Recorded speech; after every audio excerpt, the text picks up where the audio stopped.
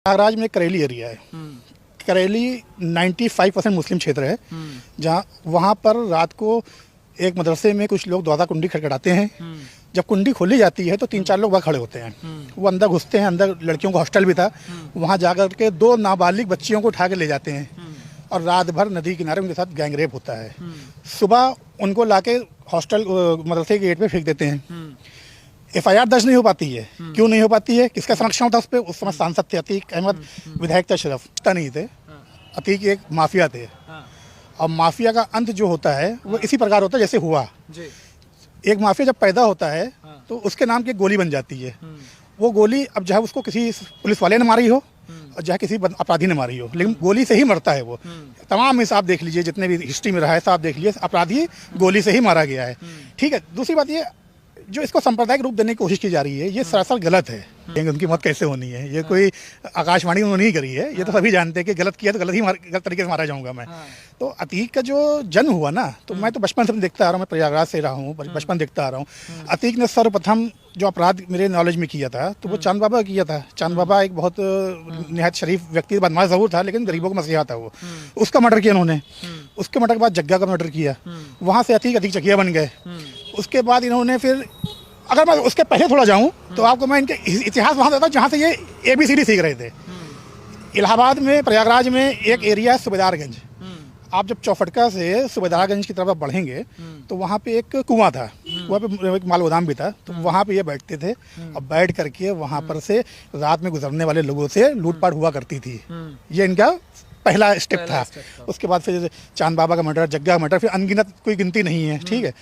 उसके बाद अब ये क्या करते हैं, इन्होंने किसी से मान लिया कि 10 रुपए लूट लिए, 10 रुपए में 10 पैसे गरीबों में बांट दिया। तो जो 10 पैसे गरीब ने पाया वो उनके लिए मसीहा हो गया।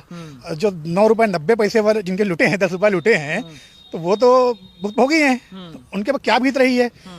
अब किसी का कोई चीज़ ले लिया धमका करके। एक वक्त था कि अतीक की निगाह से लोग डरते थे और एक वक्त ये भी आया कि अतीक को बोतल खींच के लोग मार रहे थे। तो समय का जो चक्र है ना वो घूमता रहता है, पहिया घूमता रहता है। अब महाभारत की आप देख लीजिए, महाभारत में सत्य और असत्य के मामला था सारा। ठीक है। भीष्म पितामह का इसका जीता जाता रूपांतर रहे, किस तरह हमारे जी जी जी जी। तो अब कृष्ण भगवान ने किसका साथ दिया? जिसके पास कुछ नहीं था, और जिसके पास सब कुछ था वो युद्ध हार गया। तो डिपेंड करता है कि जो व्यक्ति अपराधी है तो अपराधी के साथ जो हुआ सही हुआ या गलत हुआ। तो अपराधी का मतलब है गलत करोगे तो गलत भुगतोगे। जो कल हुआ परसों घटना हुई वो अकल्पनीय है। मैं मानता हूं कि इसमें थोड़ा फेलियर रहा है, लेकिन फेलियर यहाँ पे शासन प्रशासन का नहीं रहा है, बल्कि ये अकल्पनीय चीज थी। कल्पना नहीं की सकती थी कोई इस तरह करेगा। सुरक्षा में कोई कमी नहीं थी कहीं से।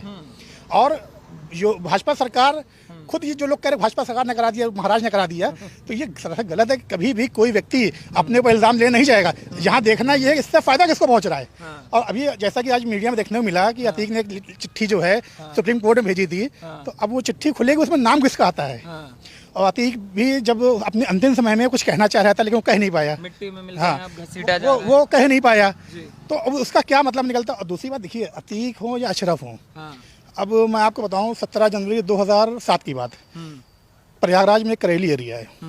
करेली 95% मुस्लिम क्षेत्र है, जहाँ वहाँ पर रात को एक मदरसे में कुछ लोग दरवाज़ा कुंडी खटखटाते हैं। जब कुंडी खोली जाती है तो 3-4 लोग वहाँ खड़े होते हैं। वो अंदर घुसते हैं, अंदर लड़कियों का हॉस्टल भी था, वहाँ जाकर के 2 नाबालिग बच्चियों को उठा के ले जाते हैं और रात भर नदी किनारे उनके साथ गैंगरेप होता है। सुबह उनको लाके हॉस्टल मदरसे के गेट पे फेंक देते हैं। FIR दर्ज नहीं हो पाती है। क्यों नहीं हो पाती है? किसका संरक्षण होता है उस पर? उस समय सांसद थे अतीक अहमद, विधायक थे अशरफ। ठीक है। तो किसी तरह का कोई FIR दर्ज नहीं होती है। मायावती का हस्तक्षेप होता है, बहुत दबाव होता है तो FIR दर्ज होती है। उसके बाद 5 बेगुनाह लोगों को उठाया जाता है, जिसमें कि रिक्शे वाले होते हैं और दर्जी होते हैं। उनको फंसा दिया जाता है।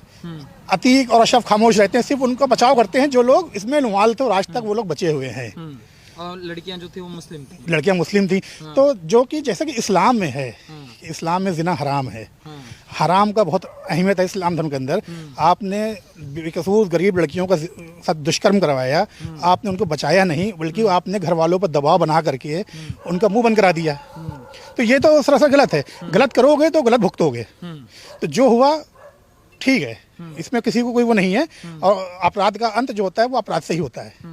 मगर ये जो चीजें चल रही हैं कि वहाँ इनकाउंटर, जो इसके समर्थक हैं वो कह रहे हैं कि पुलिस वाले अशरफ का तो इनकाउंटर कर देता, मगर जो ये मारने वाले थे वहाँ देखा जा रहा था तमाशा। देखिए तमाशा देखा है। अब हम आप यहाँ खड़े हैं, हाँ। अगर मान लीजिए हमारे से ये 4 बॉडीगार्ड हैं, हाँ। अगर अचानक से कोई आके यहाँ पे फायर कर दे हाँ। तो इनको कुछ समय लगेगा। टोटल पूरा ये केस 40 सेकंड अंदर हो गया। 40 सेकंड होता क्या है, 20 सेकंड में फायर हो खत्म हो गया, 20 सेकंड एक्स्ट्रा। जब तक उन्होंने समर्पण कर दिया, समर्पण करने वाले को पुलिस फायर नहीं करती है। आपने समर्पण कर दिया तो पुलिस पूरी फायर क्यों करेगी? ये फायर कर देती, कहते ये योगी जी के आदमी थे और उसको जो है इसलिए गोली मार दी इसको। तो मतलब चित भी मेरी, पट भी मेरा, ना खाते बनता है ना बोलते बन रहा है। तो ये तो गलत बात, ये तो पॉलिटिक्स वाली बात है। सबसे ज्यादा अगर इस हत्याकांड से किसी को फायदा पहुंचा है तो वो फायदा पहुंच रहा है समाजवादी पार्टी को, और वो फायदा पहुंच रहा है बहुजन समाज पार्टी को। तो इसकी जांच होनी चाहिए कि इनका क्या कनेक्शन है। अब योगी महाराज देखिए साधु आदमी है वो, उनको तो बरगलाया गया था उस दिन विधानसभा के अंदर, ताकि ऐसा कुछ बोल दे, वो जोश में आकर बोल दिया, और उसी बात को ये अखिलेश यादव ने फायदा उठाया और इस तरह की चीज़ों को आगे बढ़ा दी। जो राष्ट्रीय राजनीति करते हैं वो है समाजवादी पार्टी में, खुल के चैलेंज करके कह सकता हूँ।